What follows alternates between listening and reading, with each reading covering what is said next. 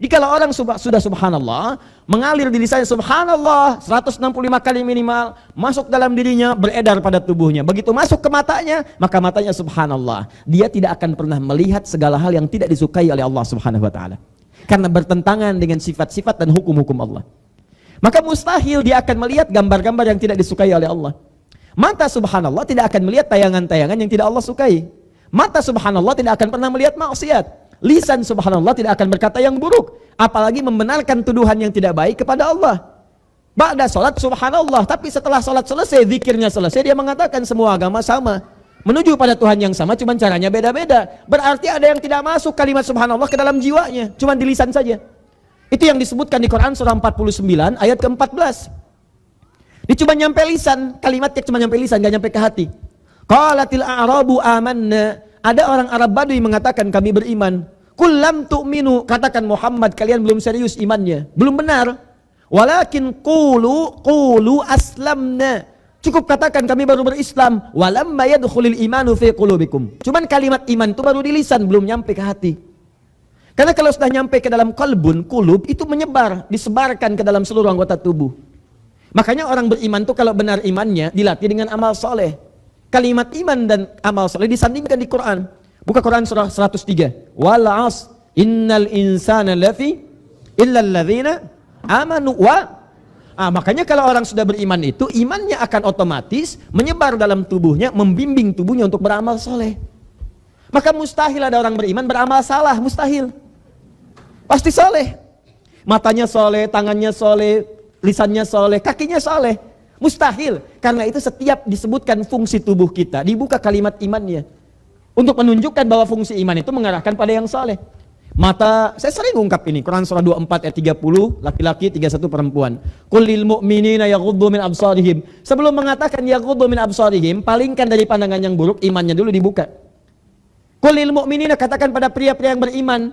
Ini untuk yang beriman aja. Kalau yang enggak beriman, silahkan bebas. Tapi yang beriman akan beda, imannya akan membimbing matanya untuk melihat yang baik. Di ketika Anda misalnya tak sengaja lewat ada gambar tidak bagus di jalan, nggak benar, itu iman Anda akan otomatis masuk ke mata, palingkan. Ghuddu min absarihim. Dan cepat, saya beriman. Bukan bergeser, berpaling. Tuh. Lisan juga begitu, Bu. Fungsi lisan itu ketika menyebutkan berpaling dari yang kotor, imannya dulu disebutkan. Quran surah 49 itu ayat 11. Sebelum mengatakan la yaskhar, jangan saling cela, itu imannya dulu disebutkan.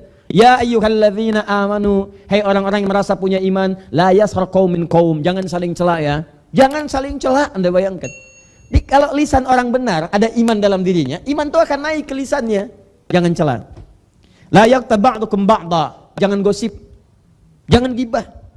Dia begitu muncul acara gosip, Bu, iman masuk ke dalam mata. Kalau di ibu masih ada iman, tuh iman masuk ke mata, palingkan. Tangan refleks, pindahkan acaranya. Selesai.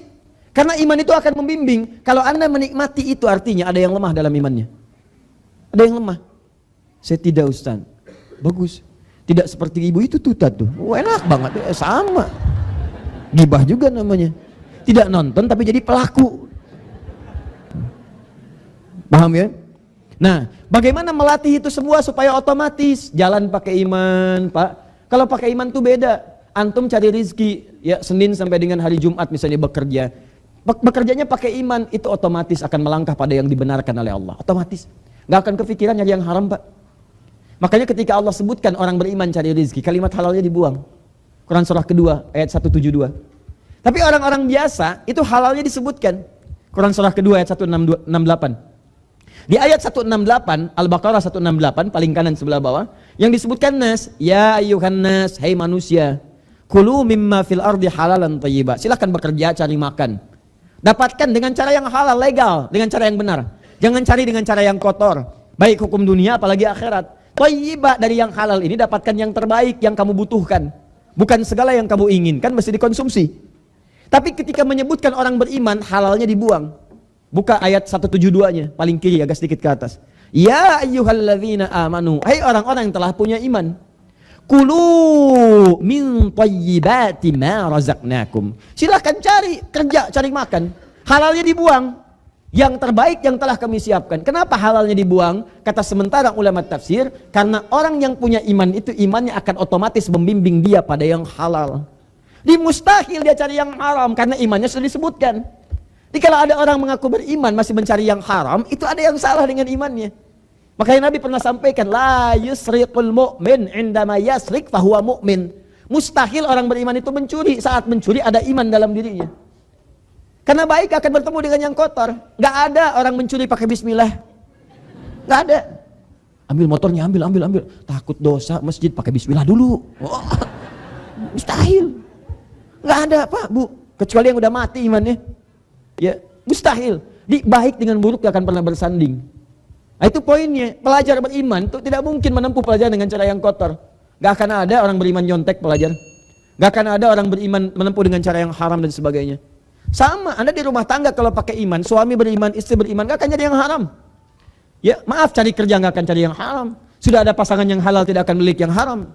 Kalau Anda sering mengingat-ingat di luar yang halal, itu coba camkan, mungkin ada yang haram masuk ke dalam jiwa. Anda sudah mendapatkan pasangan yang halal, tapi masih mengingat hal yang lain yang haram, yang bukan menjadi pasangan Anda. Ini menunjukkan bahwa ada sesuatu yang haram masuk dalam diri Anda. Paham ya? Baik. Sekarang pertanyaannya, bagaimana cara melatih itu supaya refleks menjadi sikap dalam diri kita? Inilah dilatih dalam ungkapan subhanallah, subhanallah, subhanallah. Ingat, jadi kalau orang mengucapkan subhanallah itu ingat maknanya. Berapa kali Anda berbuat sesuatu yang tidak subhanallah, melanggar ketentuan Allah? Ingat mata.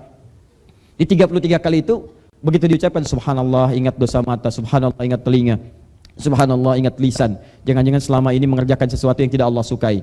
Ingat kaki, jangan-jangan dipanggil hayya 'alas shalah, ayo sholat, tapi kaki masih melangkah pada yang tidak dibenarkan. Mata masih melihat tayangan yang tidak disukai. Allahu Akbar, Allahu Akbar. Bisa Anda simpan sebetulnya, tapi kenapa TV itu masih dinikmati? Kenapa tayangan itu masih disaksikan? Padahal sekarang zamannya sudah hebat. Bisa direkam, bisa ditunda, bisa diputar lagi. Hal yang tidak nampak di TV sekarang, bisa dilihat kemudian di YouTube besok. Bisa dilihat kemudian di internet besok. Tapi menariknya, kok bisa pada saat itu masih dilihat? Allahu Akbar, Allahu Akbar. Ayo Ma, yuk sudah mau sholat 5 menit lagi nih. Pak, 5 menit lagi. Oh ini sudah puncaknya nih Pak. Sebetulnya tukang bubur ini jadi naik haji atau enggak? Oh, liatin, tuh kan. Cek. Bayangkan, kalau masih seperti itu, ini pesan dari saya. Kalau Anda ada ajakan langsung untuk ibadah, dan Anda sedang menikmati sesuatu di luar ibadah, cara paling cepatnya gampang. Bayangkan pada saat itu akan diwafatkan oleh Allah Subhanahu wa taala. Itu paling gampang. Jadi begitu Anda sedang melihat sesuatu, adzan, Allahu Akbar, Allahu Akbar. Sebentar ya, salat nomor 2, ini dulu nomor 1 saya selesaikan. Bayangkan ketika menyaksikan itu Anda diwafatkan oleh Allah. Diwafatkan sedang dalam kondisi tidak merespon seruan adzan.